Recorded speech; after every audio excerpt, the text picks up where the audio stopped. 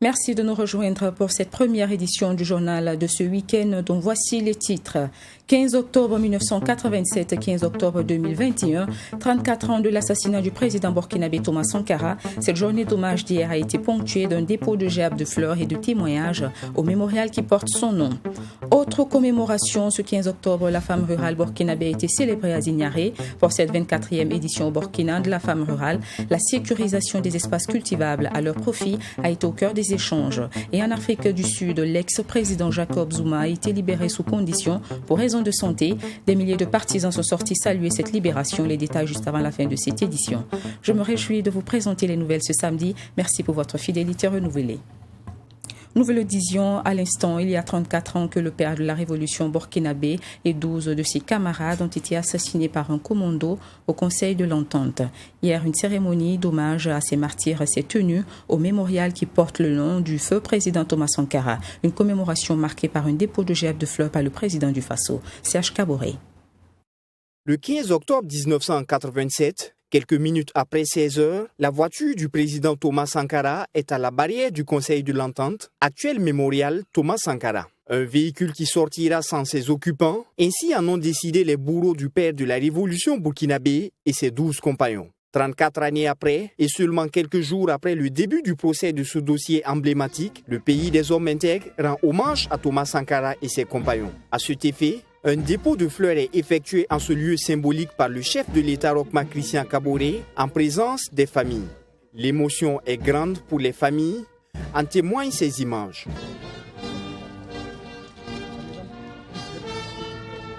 Les souvenirs de ce jour fatidique demeurent dans les esprits et sont rappelés par Jean-Hubert Bazier. Le président rassure ses collaborateurs. Restez là, leur dit-il. C'est moi qu'ils veulent. Il se lève, tire sur la veste de son survêtement pour l'ajuster. Puis, il se présente à la porte du bureau sans aucune arme. Les mains en l'air, il sort. Aussitôt, sans ultimatum, sans état d'âme, le commando de criminels venu pour tuer, le commando assassin tire. Les familles des victimes des événements du 15 octobre 1987 ont, à l'issue de la cérémonie d'hommage, salué l'amorce de justice et le souvenir de la nation. Ça fait maintenant 34 ans et maintenant nous avons le sentiment que c'est un problème qui est pris à corps par les premiers responsables de ce pays pour que la vérité puisse enfin naître. Avant nous étions oubliés, mais maintenant on s'est rappelé. On s'est rappelé de nous et je crois que c'est ça qui est surtout l'essentiel. Et comme on le dit, quelle que soit la durée de la nuit, le jour va apparaître. Et c'est ce jour-là qui est apparu maintenant. On attendait Blaise Compaoré et Yassine Kafando pour le procès parce que c'est eux deux les éléments clés de cette affaire-là. Mais bon, on attendait de voir, comme on a donné 10 jours pour se présenter, on attendait de voir. Également présente à cette cérémonie d'hommage, la société civile, à travers l'un de ses membres, appelle à faire vivre les idées de Thomas Sankara. On essaie de faire le pas pour encore se convaincre, 34 ans après, que réellement Sankara a été tué. Voilà, ça prend du temps pour beaucoup d'entre nous d'accepter ça. Mais l'histoire est en marche. La meilleure façon, je pense, de continuer de rendre hommage à Sankara, c'est de faire vivre ses idées. Ouvert le lundi 11 octobre dernier, rappelons que le procès de l'assassinat du père de la révolution burkinabé Thomas Sankara a été renvoyé au 25 octobre prochain afin de permettre aux avocats de la défense de consulter davantage le dossier de plus de 2000 pages.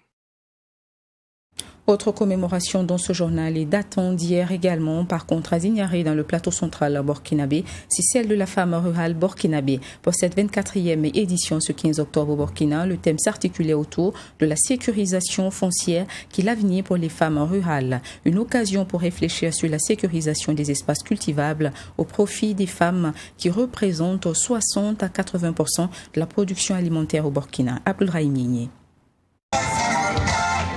Au-delà de l'aspect festif, pour magnifier la femme rurale qui est à l'honneur ce 15 octobre, c'est une journée de réflexion sur les problèmes qu'elles rencontrent dans leur travail. Un cadre d'échange donc qui a permis d'informer les femmes rurales sur les prérogatives qu'elles disposent pour sécuriser leurs espaces agricoles. Pour la ministre en charge de la femme, l'autre moitié du ciel représente près de 80% de la population rurale, d'où la nécessité d'aménager pour elles des espaces sécurisés pour leurs activités. Elles représentent 60 à 80% dans la production alimentaire. Et aujourd'hui, elles sont à moins de 10% de possession des terres. Et les terres qu'elles ont même de temps en temps leur sont arrachées. Il est important qu'on réfléchisse pour voir, pour un Burkina plus équitable, comment nous allons faire pour aider ces femmes à non seulement produire, mais produire sereinement. Parfois, il y a les femmes qui ne connaissent pas les lois. Parfois, les femmes ne connaissent pas les mécanismes. Parfois, elles ne connaissent pas les schémas élaborés par le gouvernement pour les aider à être propriétaires. Donc, aujourd'hui, nous avons travaillé sur cette thématique.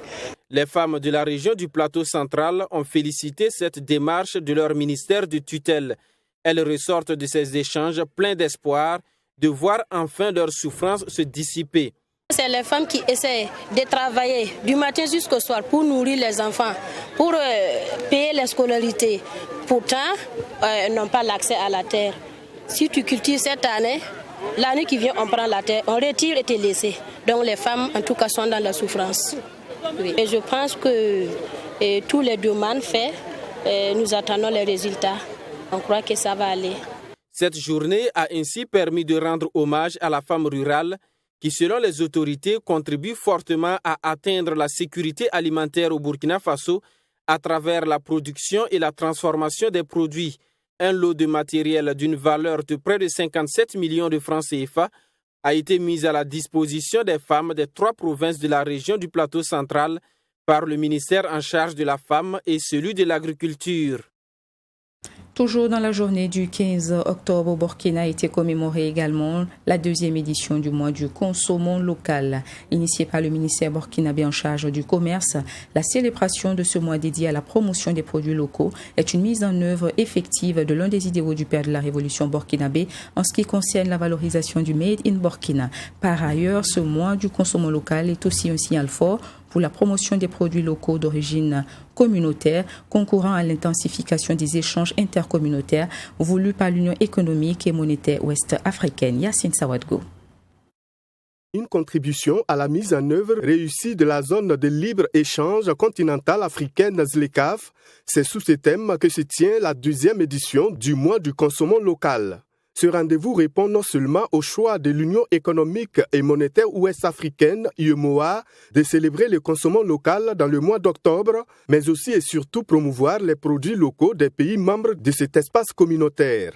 Depuis les indépendances, le choix de consommer burkinabé a été matérialisé par la création d'unités industrielles. Par la suite, durant la période du CNR, cela a été davantage réaffirmé à travers le mot d'ordre produisons ce que nous consommons et consommons ce que nous produisons, dont le champion était feu le capitaine Thomas Sankara. Et vous avez vu tout l'engouement, tout l'encouragement qu'a connu donc cette période pour la promotion des produits locaux.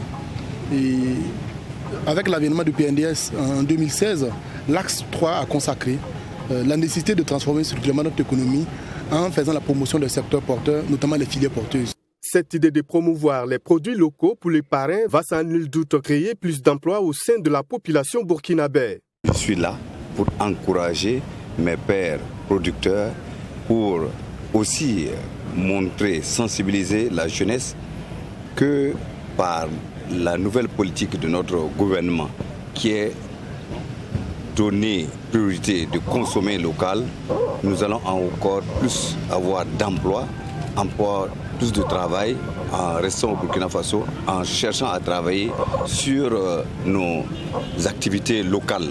On n'a pas besoin d'importer, on n'a pas besoin de ressources étrangères, on n'a pas besoin de produits étrangers pour se développer. C'est à partir de nous-mêmes que nous allons nous développer.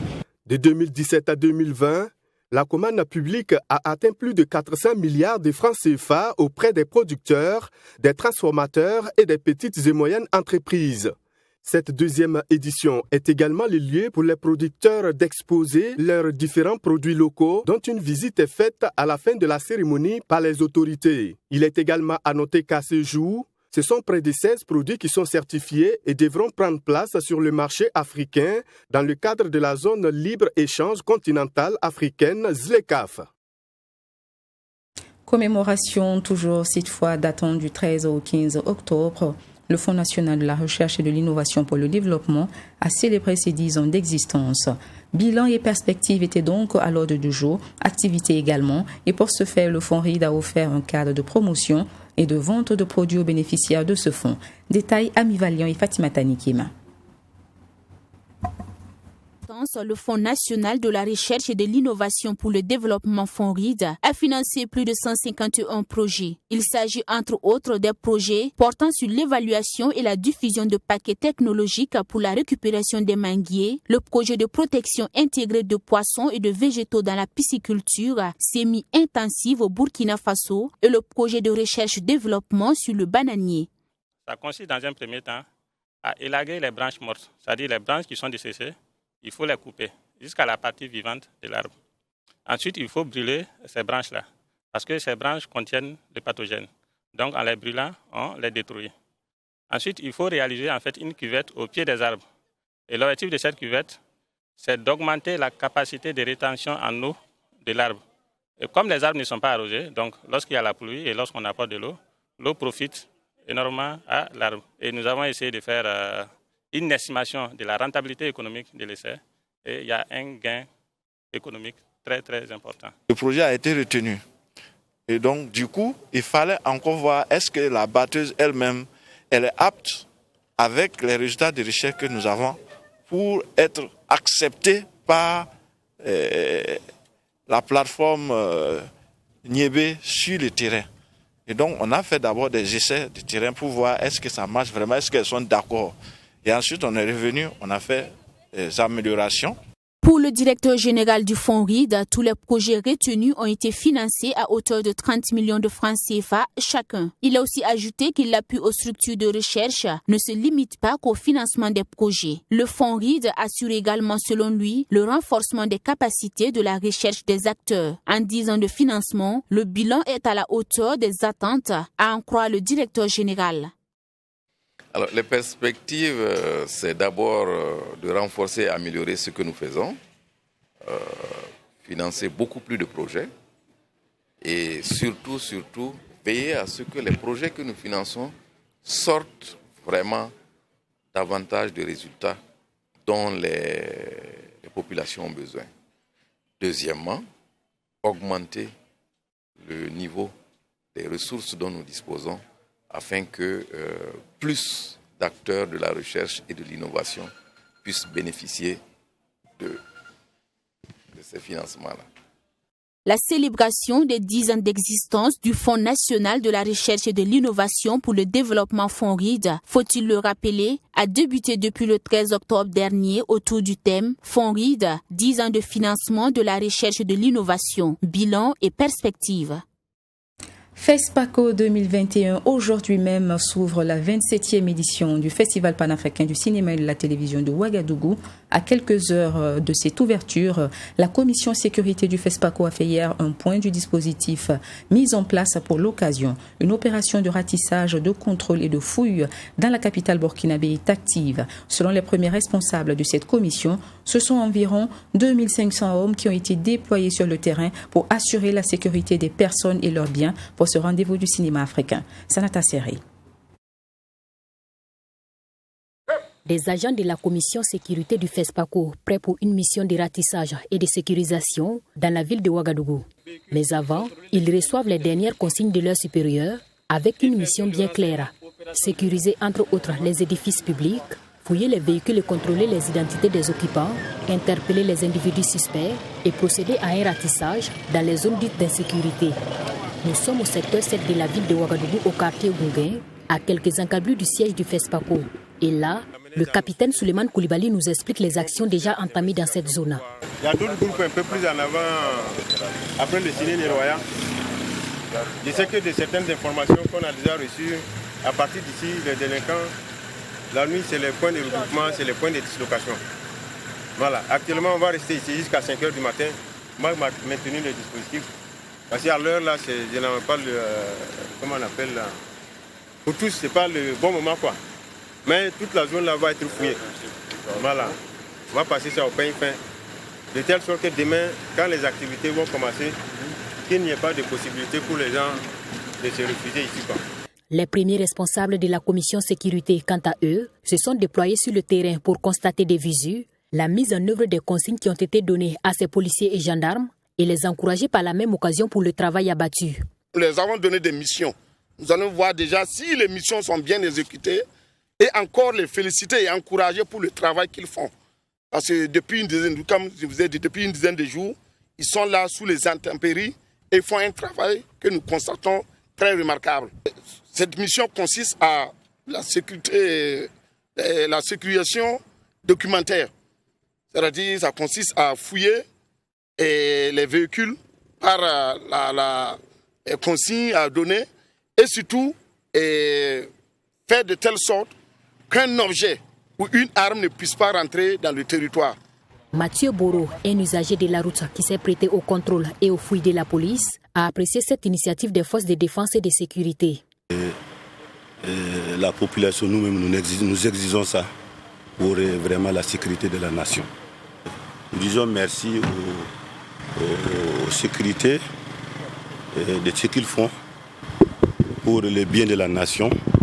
Et si cela continue, ça va éviter beaucoup de délinquance dans notre nation. La commission sécurité du FESPACO 2021 est composée de gendarmes et de policiers et ce sont donc au total 2500 hommes qui ont été déployés sur le terrain pour assurer la sécurité de la population, selon le vice-président de la commission sécurité. Et ce dernier de rappeler les consignes de sécurité aux populations tout en les invitant à s'auto-sécuriser et à participer à la sécurité collective. Ces opérations de ratissage et de sécurisation de la ville de Ouagadougou, ajoute-t-il, vont se poursuivre jusqu'à la fin du festival. Parlons de la crypto-monnaie dans ce journal après son sacre à Kigali, au Rwanda, dans la catégorie entrepreneuriat numérique. Ce promoteur de la monnaie numérique, Mahamadou To, a présenté son prix en question samedi dernier. Une occasion donc pour le lauréat du prix PAVED de réaffirmer que la crypto-monnaie reste une aubaine pour les populations. Cet entrepreneur de la crypto-monnaie compte créer des milliers d'emplois. Michael Tokri vous en dit plus. Il peut se permettre d'esquisser quelques pas de danse. En seulement 3 ans qu'il a créé son entreprise et les lauréats sont déjà là. À Kigali, au Rwanda, le 28 septembre dernier, To Mamadou, entrepreneur numérique, est distingué meilleur promoteur africain de l'entrepreneuriat numérique du prix africain pour le développement PADEV. Spécialisé dans la question des crypto-monnaies, pour lui, c'est une véritable aubaine pour les populations. Dorado. La crypto-monnaie, nous avons cité les avantages. C'est au-delà même d'une simple monnaie. C'est toute une technologie qui a beaucoup d'avantages.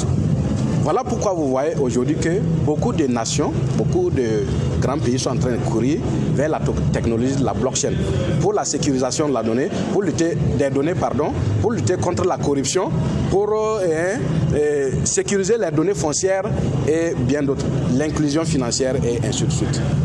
Cette monnaie virtuelle, la crypto-monnaie, est de plus en plus adoptée par plusieurs pays à travers le monde. À la tête de sa structure, NLV, To Mamadou, grâce à sa maîtrise des subtilités de la crypto-monnaie, il compte former et sensibiliser au trading de crypto-monnaie 10 000 Burkinabés à l'horizon 2030 et en retour, créer plus de 100 000 emplois afin de lutter contre le chômage. Avec la crypto-monnaie, puisque nous avons déjà créé beaucoup d'emplois, par notre petite expérience, les petites formations que nous avons vues, nous avons créé de la richesse et de la valeur ajoutée. Nous seulement déjà à travers une seule filiale, l'économie numérique, en particulier la crypto-monnaie, nous pouvons créer plus de 100 000 emplois d'ici à 2030. C'est à vous de faire le calcul. Mais le Burkina est bien engagé, est bien parti parce que nous avons beaucoup d'entreprises qui œuvrent déjà dans la promotion de la crypto-monnaie. Sauf que, j'insiste là-dessus, il faut bien se former avant de se lancer dans l'écosystème. Parce que il y a quand même des pièges, comme dans tout type d'entrepreneuriat, il y a des pièges, il y a des escrocs partout. Il faut bien se former avant de se lancer. À cette cérémonie de présentation de son prix PADEV, To Mamadou a invité les Burkinabés à s'intéresser à la crypto-monnaie. Pour lui, c'est une véritable opportunité à saisir car la technologie de la blockchain offre divers avantages et il y a des opportunités à saisir. La 4e édition des REMA, rencontres musicales africaines, a officiellement été ouverte ce jeudi dans la capitale burkinabé et prend fin ce samedi 16 octobre. Les professionnels de la musique et les participants tiennent des discussions autour de la rémunération pour copie privée, une alternative qui sera un moteur pour la création musicale en Afrique, selon les professionnels du secteur. Ami Valiant et Fatima Tanikima.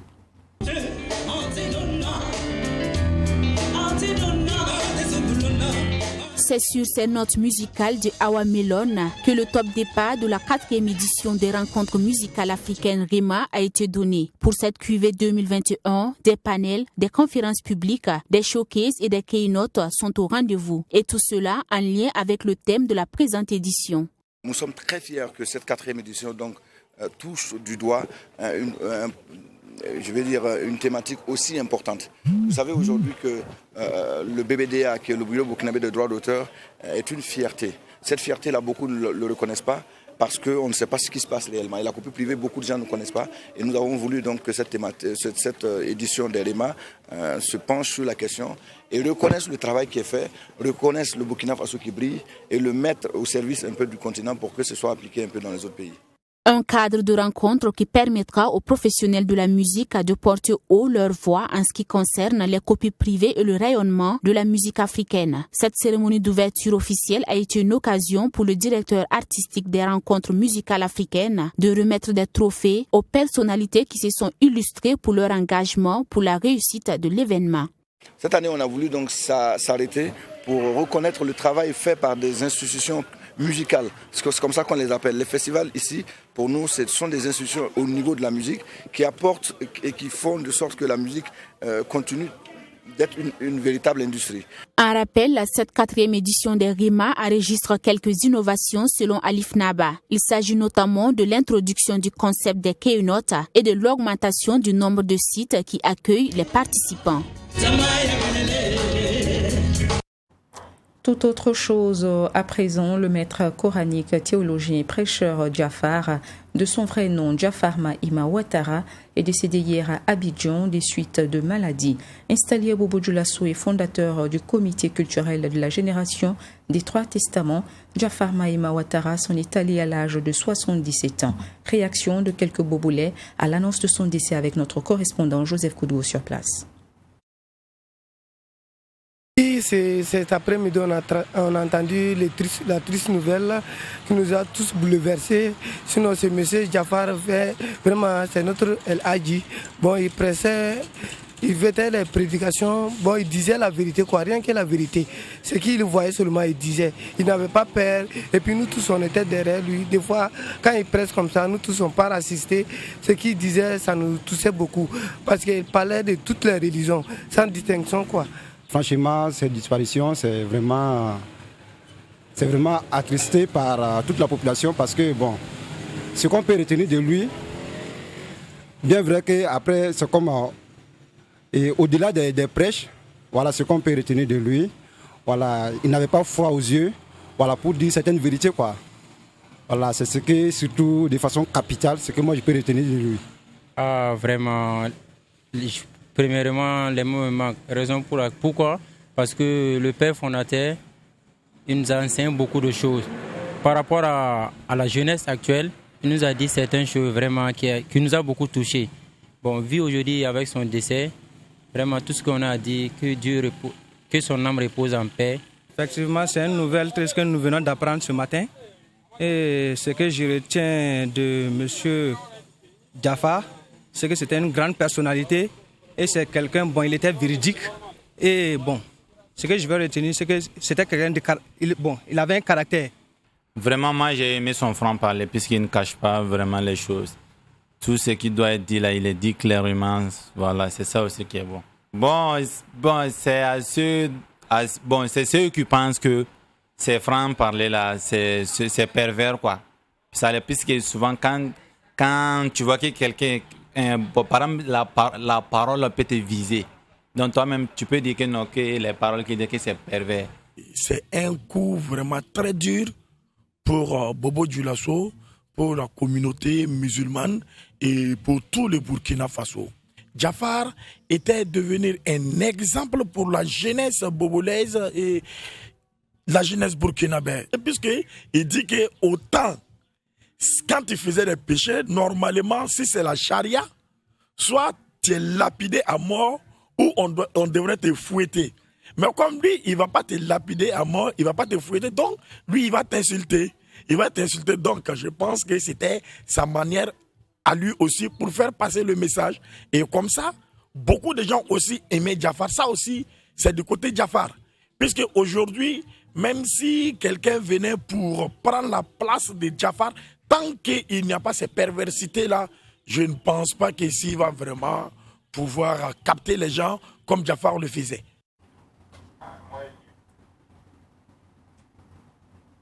Et pour terminer, allons en Afrique du Sud. Des milliers de partisans de l'ex-chef d'État sud-africain Jacob Zuma se sont mobilisés ce jeudi à Durban pour saluer la libération conditionnelle de ce dernier pour raison de santé. Jacob Zuma a pu parler à ses sympathisants grâce à un allègement de peine 2 mois après sa condamnation pour outrage à la justice. Image pour vous.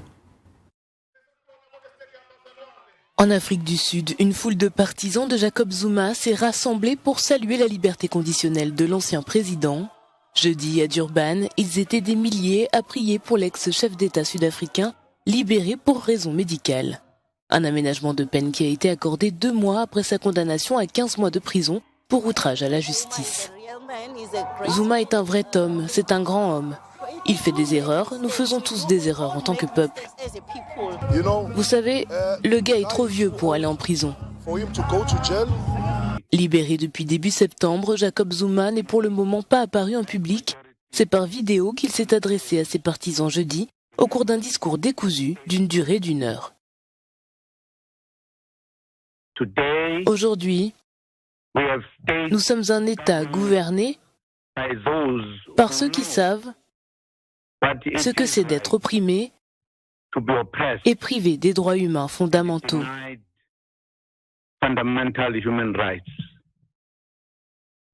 C'est cet État qui m'a emprisonné pour outrage à magistrat sans procès.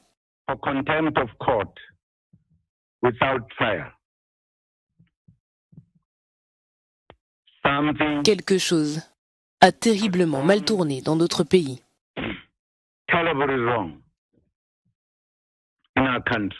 Des critiques suivies de vifs encouragements à voter pour le Congrès national africain dont il a été le dirigeant dans le passé lors des prochaines élections municipales du 1er novembre. Et c'est la fin du dernier 13h de la semaine. Nous vous souhaitons un bon début du Festival panafricain du cinéma et de la télévision de Ouagadougou. Restez avec nous sur la télévision interactive du Burkina pour de meilleurs programmes FESPACO. À demain pour le récap.